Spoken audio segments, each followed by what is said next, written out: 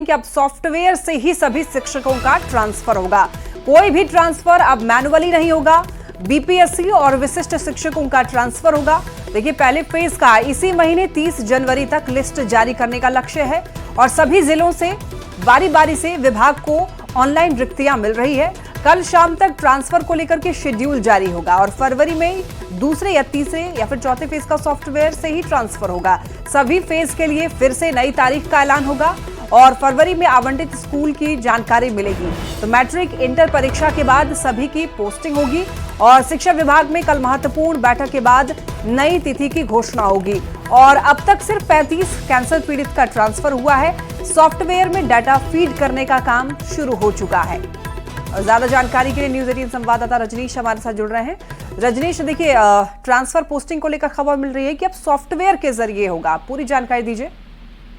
बिल्कुल, देखिए, लंबे समय से बिहार के जो विशिष्ट टीचर हैं या फिर बीपीएससी वाले टीआरई 1, 2 या पुराने टीचर हैं, वो इंतजार कर रहे हैं कि उनका ट्रांसफर कब होगा। इस बीच शेड्यूल जारी भी किए गए थे, लेकिन चूंकि मैन्युअली ट्रांसफर शुरू किया गया था, जिसमें फर्स्ट फेज में जो कैंसर पीड़ित हैं या दिव्यांग हैं या लाचार लोग हैं, उनके लिए शुरुआत की गई थी। 35 ट्रांसफर ही हो सका था। शिक्षा विभाग ने एक रिहर्सल किया था उसमें, लेकिन अब जो फैसला लिया गया है कि अब फिर से सॉफ्टवेयर से अब जो भी ट्रांसफर किए जाएंगे, यानी कल इसको लेकर महत्वपूर्ण बैठक है और इसी महीने में 30 जनवरी तक जो फर्स्ट फेज का जो लिस्ट है वो सॉफ्टवेयर के जरिए जारी होगा। जबकि बाकी जो रिक्तियां हैं कई जिले से मांगी गई है, वो रिक्तियां जो है धीरे धीरे ऑनलाइन ई शिक्षा कोष से डीओ भेज रहे हैं। उसके आधार पर जो डेट है वो जारी किया जाएगा। माना यह जा रहा है कि फरवरी महीने में तमाम जो विशिष्ट टीचर हैं या बीपीएससी टीआरई 1, 2 पुराने वाले हैं, फेज वाइज उनका ट्रांसफर होगा। हालांकि स्कूल की जानकारी दे दी जाएगी, लेकिन पोस्टिंग उनका मैट्रिक और इंटर एग्जाम के बाद किया जाएगा। ये कहीं ना कहीं लक्ष्य रखा गया है। फिलहाल जो बड़ी जानकारी यही मिल रही है कि जो सॉफ्टवेयर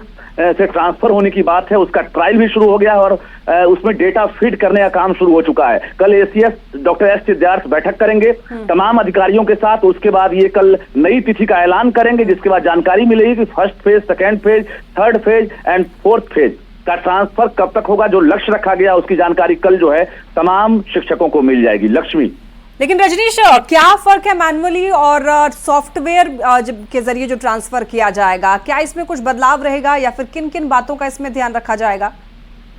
देखिए, डॉक्यूमेंट्स वेरिफिकेशन, चूंकि मेडिकली जो ग्राउंड था उस ग्राउंड को डॉक्यूमेंट्स वेरिफिकेशन करने के लिए मैनुअली जो अधिकारी हैं वो शुरू किए थे, लेकिन चूंकि हजारों की तादाद है ऐसे टीचर्स की, खासकर जो फेज वाइज ट्रांसफर करना है, इसमें लंबा समय लग जाता। लेकिन शिक्षक जो है इंतजार कर रहे हैं। ऐसे में शिक्षा विभाग ने फैसला लिया है कि जो भी ट्रांसफर करेंगे अब सीधे सॉफ्टवेयर से होगा। एक बार में डेटा फीड किया जाएगा और उसके बाद सभी का ट्रांसफर जो है एक तरह से सॉफ्टवेयर के जरिए होगा, ताकि जल्दी से जल्दी ट्रांसफर हो सके और जो चॉइस का जिला है, ऐच्छिक का स्थानांतरण लोगों को मिल सके। और कहीं ना कहीं जो 300 400 किलोमीटर दूर वाले जो शिक्षक हैं जिन्होंने अप्लाई किया है, उनकी जो एक तरह से कहीं ना कहीं चिंता है कि अब ट्रांसफर कब होगा, उनके लिए कल सूचना मिल जाएगी कि आपका ट्रांसफर का डेट क्या होगा और कब से शिक्षा विभाग आपको स्कूल आवंटित करेगा। लक्ष्मी, चलिए, ठीक है, बहुत धन्यवाद आपका इन तमाम जानकारियों के लिए रजनीश। यानी कि पैमाना वही रहेगा, लेकिन जो मोड है वो अब सॉफ्टवेयर के जरिए होगा। केंद्रीय मंत्री जीतन राम मांझी ने एक बड़ी मांग कर दी है। मांझी ने सीएम नीतीश को भारत रत्न देने की मांग की है और इससे पहले गिरिराज सिंह ने भी ऐसी ही मांग की थी। अब मांझी की डिमांड पर सियासी अटकलों का दौर तेज हो गया है।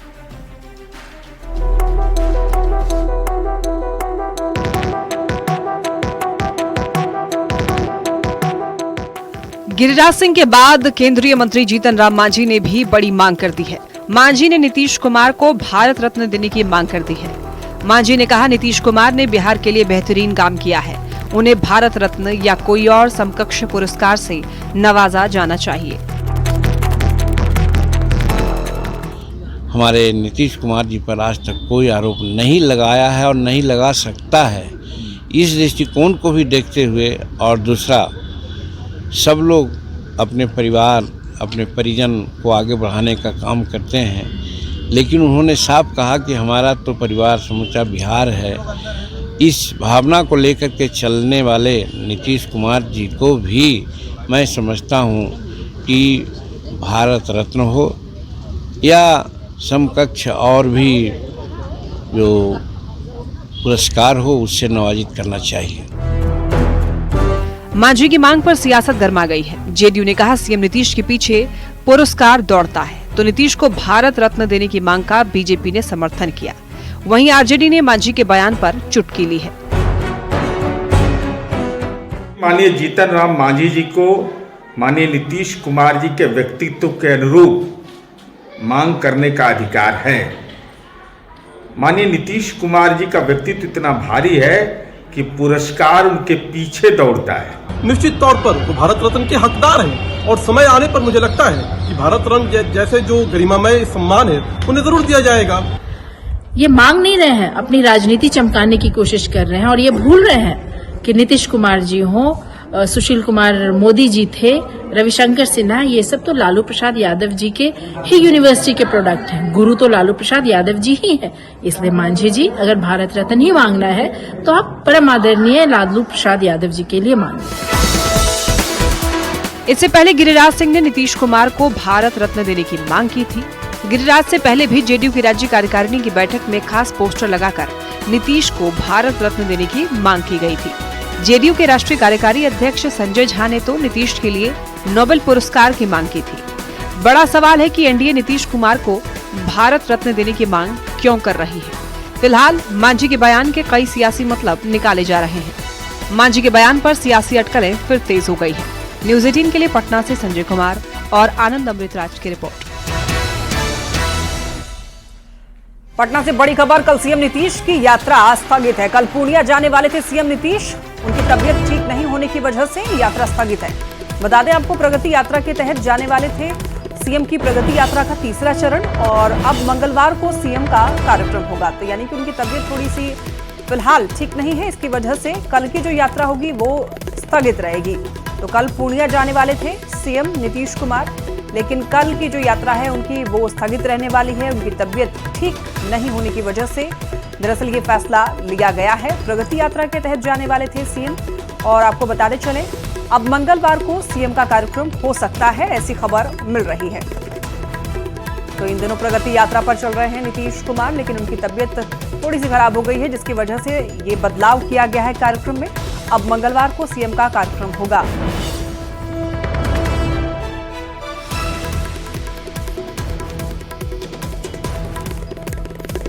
ज्यादा जानकारी के लिए न्यूज 18 संवाददाता आनंद अमृतराज हमारे साथ जुड़ रहे हैं। आनंद, सीएम के कार्यक्रम में क्या कुछ बदलाव हुआ है, एक बार पूरी जानकारी दीजिए।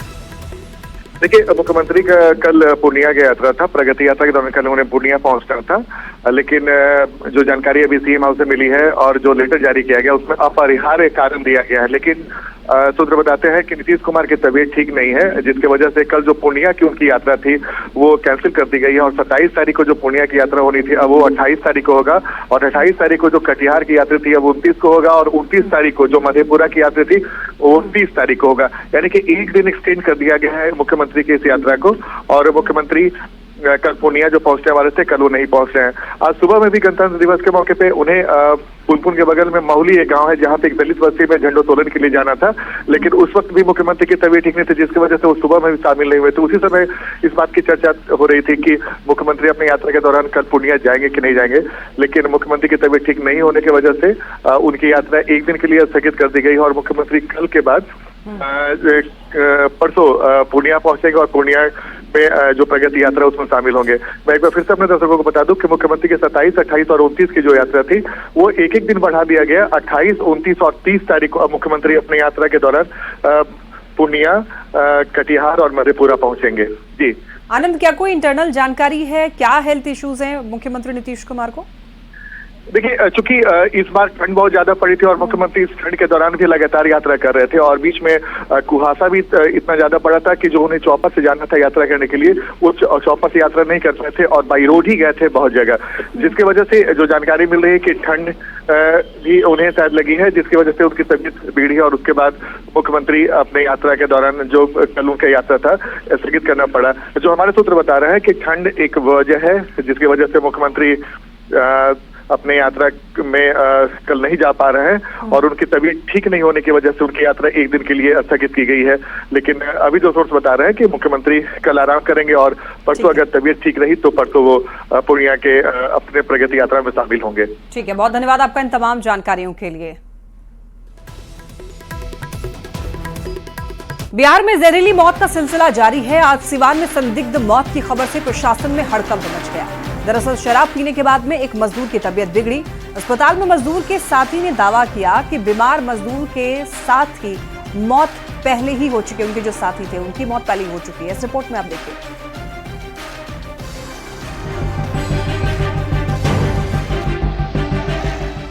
क्या पिए हैं? शराब हैं? दारू कितना के मिलल हा? मिल 60 रुपये 20 रुपये के एगो। बिहार में संदिग्ध मौत का सिलसिला जारी है। अब सिवान में मजदूर की जहरीली मौत की खबर है। दरअसल संदिग्ध परिस्थिति में एक मजदूर बीमार हो गया। बीमार मजदूर को जब सिवान सदर अस्पताल में भर्ती कराया गया तो उसने साफ साफ कहा कि उसने देसी शराब पी थी, जिसके बाद उसकी तबीयत बिगड़ गई। वहीं डॉक्टर ने भी शराब पीने की तस्दीक की है। वहीं बीमार मजदूर के साथी ने दावा किया कि बीमार मजदूर के एक साथी की संदिग्ध मौत भी हुई है। क्या पिए हैं? शराब हैं? दारू कितना के मिलल हा? मिल 60 रुपये 20 रुपये के एगो। 20 रुपया के एगो। जड़ी कौन ची मिलल हा? एगो पॉलिथिन में कौ आदमी पी ले रहा? 2 आदमी एक आदमी? एक आदमी पता नहीं हमारे संग छोड़ दिलो। गोड़िया कोठी। उसके बाद वहाँ ये लोग पी के लेके प्रतिम धोई गया और एक पुल के नीचे से वो भी प्रतिम धोई गया। तो मैं लेड़ा चला रहा था तो मैं इसको देखा तो मैं गया। कोई मरा नहीं ना है? हाँ? कोई मरा भी है? कुछ लोग बता रहा है क्या मामला है? हाँ, अल्कोहल इंटॉक्सिकेशन का सिम्टम है उसमें। अल्कोहल का है? हाँ, उसमें जो भी सिम्टम मिल रहे हैं, जो साइन मिल रहे हैं, अल्कोहल इंटॉक्सिकेशन के हैं और उसके लिए हमने दवा चला दिया है। पूरा मामला गोरियाकोठी थाना क्षेत्र के चितौली गांव की है। बताया ये जा रहा है कि युवक यूपी से 3 दोस्तों के साथ सिवान में चिमनी भट्टी पर मजदूरी करने आया था, जहां उसने मजदूरी करने के बाद अपने 2 दोस्तों के साथ 20 रुपए का देसी शराब का पाउच पिया, जिसके बाद उसकी तबीयत बिगड़ने लगी। वहीं बीमार मजदूर के साथी ने खुलासा किया कि एक की संदिग्ध मौत भी हुई है। इस घटना के खुलासे के बाद में पुलिस महकमे में हड़कंप मच गया है, लेकिन पुलिस कुछ भी बोलने से बच रही है। ऐसे में बड़ा सवाल है कि बिहार में कब तक जहरीली मौत होती रहेगी। न्यूज़ 18 के लिए सिवान से मृत्युंजय सिंह की रिपोर्ट। एनडीए के कार्यकर्ता सम्मेलन का तीसरा चरण 6 फरवरी से 10 फरवरी तक चलेगा। जेडीयू कार्यालय में संयुक्त प्रेस कॉन्फ्रेंस में इसकी जानकारी दी गई। जेडीयू के प्रदेश अध्यक्ष उमेश कुशवाहा ने कहा, कार्यकर्ता सम्मेलन की दूसरे चरण की शुरुआत कल से होगी। तीसरा चरण 6 फरवरी से 10 फरवरी तक चलेगा। तीसरे चरण में दरभंगा, मधुबनी, अररिया, किशनगंज, समस्तीपुर और वैशाली में सम्मेलन होंगे। उमेश कुशवाहा ने कहा, एनडीए का लक्ष्य 225 सीट हासिल करना है। विपक्ष कहीं भी नजर नहीं आ रहा है। तो वहीं बीजेपी के प्रदेश अध्यक्ष दिलीप जायसवाल ने यह कहा कि सभी अफवाहों पर ताला लग गया है, विपक्ष कुछ कहने के लायक नहीं है।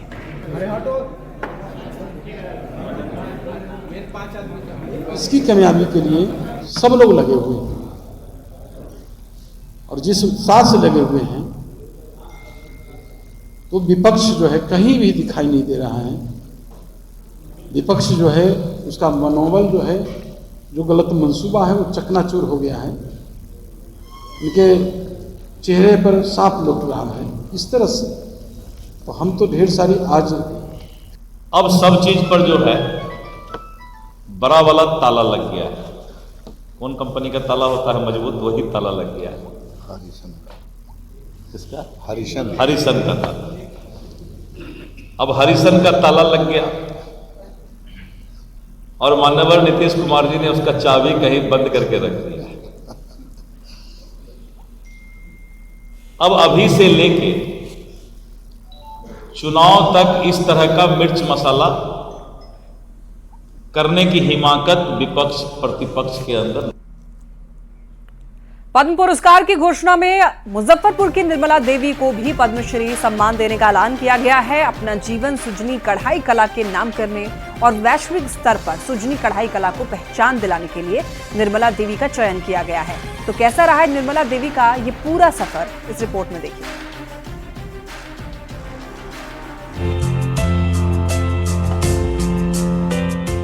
ये है निर्मला देवी, जिन्होंने सुजनी कढ़ाई कला को राष्ट्रीय पटल पर एक नई पहचान दिलाई। 15 अगस्त 1947 को स्वतंत्रता दिवस के दिन जन्मी निर्मला देवी को गणतंत्र दिवस की संध्या पर सम्मान देने की घोषणा मोदी सरकार ने की है। 76 साल की निर्मला देवी को पद्मश्री सम्मान मिलने जा रहा है। मुजफ्फरपुर के भुसरा गांव की रहने वाली निर्मला लगभग 39 साल से सुजनी कढ़ाई कला का काम कर रही हैं, जो इन्होंने अपनी मां जानकी देवी से सीखी। इसमें हम 39 वर्ष से हम लगे। 39 साल से? 39 साल से। कहाँ से सीखी थी? हम अपने घर में, हमारी माँ कसीदाकारी थी। अच्छा। तो वो हम देख के हम पढ़ रहे थे, तो वो हम माने बना लिए। माँ से सीखते? हाँ, सीखते? माँ से सीखी गई। बारूनी सिंह और जानकी देवी के 4 संतान में सबसे छोटी निर्मला देवी ने सुजनी कढ़ाई कला को पुनर्जीवित किया। नन मैट्रिक होते हुए भी सुजनी कला को देश और विदेश में पहचान दिलाई। इनकी कला आर्ट वर्क म्यूजियम के साथ दूसरे देश में प्रदर्शित है। आप अमेरिका के लाइब्रेरी में भी, हम अमेरिका गए 2 बार, 3 बार दिल्ली, लंदन गए। अच्छा। लंदन के भी लाइब्रेरी में लगा हुआ है। लगभग 4 दशक से सुजनी कढ़ाई को पहचान दिलाने के लिए निर्मला देवी ने काफी संघर्ष किया।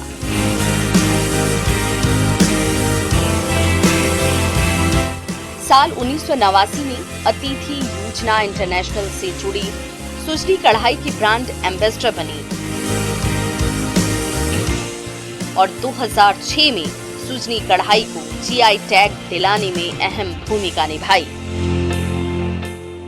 आज भी निर्मला देवी लगभग 15 गांवों की 1000 महिलाओं को प्रशिक्षित कर रही हैं।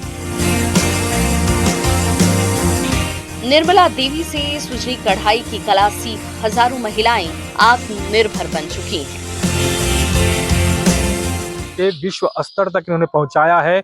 आज भी करीब 700 से 800 महिलाएं जो हैं इनसे जुड़कर इस कला को आगे बढ़ा रही हैं और कहीं न कहीं इस कला को बहुत ही बृहत स्तर पर ले जाने का काम निर्मला देवी ने किया है। मां से सीखी हुई कला को निर्मला देवी ने वैश्विक स्तर पर पहचान दिलाई। इसके लिए इन्हें राष्ट्रीय और राज्य स्तर पर कई सम्मान मिल चुके हैं और अब मोदी सरकार ने इनकी कला को सबसे बड़ा सम्मान देने का ऐलान किया है। इसके लिए निर्मला देवी और उनका पूरा परिवार प्रधानमंत्री नरेंद्र मोदी का आभार जता रहा है। मुजफ्फरपुर संवाददाता प्रियांक सौरभ के साथ ब्यूरो रिपोर्ट न्यूज़ 18। आरा के वरिष्ठ पत्रकार डॉक्टर भीम सिंह भावेश ने अपने सामाजिक कामों से पूरे देश में बिहार का मान बढ़ाया है। वरिष्ठ पत्रकार और समाजसेवी डॉक्टर भीम सिंह भावेश को पद्मश्री पुरस्कार से सम्मानित किया जाएगा। बीते 21 साल से वो समाज के निचले पायदान पर रहने वाले मुसहर जाति के लिए काम कर रहे हैं। पीएम मोदी ने अपने मन की बात कार्यक्रम के 110वें एपिसोड में उनकी जमकर तारीफ की थी। डॉक्टर भीम सिंह भावेश को पद्मश्री पुरस्कार मिलने पर उनके परिवार ने खुशी जाहिर की है। भावेश पिछले 2 दशक से अपनी संस्था नई आशा के माध्यम से समाज में सबसे वंचित वर्ग मुसहर समाज के उत्थान में लगे हुए हैं। पुरस्कार की घोषणा के बाद परिवार में जश्न का माहौल है। परिवार के सदस्यों ने भारत सरकार के साथ बिहार सरकार को भी आभार जताया है। भीम सिंह भावेश दिल्ली में गणतंत्र दिवस के मौके पर कर्तव्य पथ पर आयोजित गणतंत्र दिवस परेड समारोह में शामिल होने को लेकर दिल्ली में हैं। हमारे लिए नहीं, पूरे परिवार के लिए, पूरे समाज के लिए और हमारे पूरे भोजपुर वासियों के लिए बहुत बड़ी खबर थी ये, बहुत खुशी की खबर थी ये। जिस तरह से पिताजी ने काम किया विगत 20 सालों से इस मुसहर समाज के लिए, उनके सामाजिक सुरक्षा, उनके शिक्षा, उनके स्वास्थ्य के प्रति जो उन्होंने काम किया, उसके अनुरूप तो ये मिला है। लेकिन हमें अभी उम्मीद है कि भारत रत्न ऐसे व्यक्ति को मिलना चाहिए जो लगातार 20 सालों से उस टोले में जा रहा है जिस टोले में 2 मिनट खड़ा हो पाना भी बहुत ज़्यादा मुश्किल होता है। और वैसे लोगों के लिए काम करना जिनको ना भूत का पश्चाताप है, भूतकाल में उन्होंने क्या किया उसका कोई पश्चाताप नहीं है, ना कोई भविष्य का योजना है, उन लोगों के लिए, ऐसे लोगों के लिए वो काम कर रहे हैं, ये बहुत बड़ी बात है। बहुत अच्छा मतलब मेरे को जब पता चला मेरे तो स्कूल में तो बहुत अच्छा लगा मतलब प्रिविलेज बहुत अच्छा लगा। तो पिताजी जो काम कर रहे हैं वो आप लोग को कितना अच्छा लगता है? वो उस समाज के लिए काम कर रहे हैं जो समाज हाशिए पर खड़ा है हर समय। बहुत ही ज़्यादा मतलब सराहनीय है। मेरे को तो मतलब ज़्यादा आइडिया नहीं था, फिर मैं सर्च करके देखी कि मतलब वाकई जिस एरिया में हम लोग जाने से थोड़ा कतराते थे, वहाँ पापा जाते थे डेली।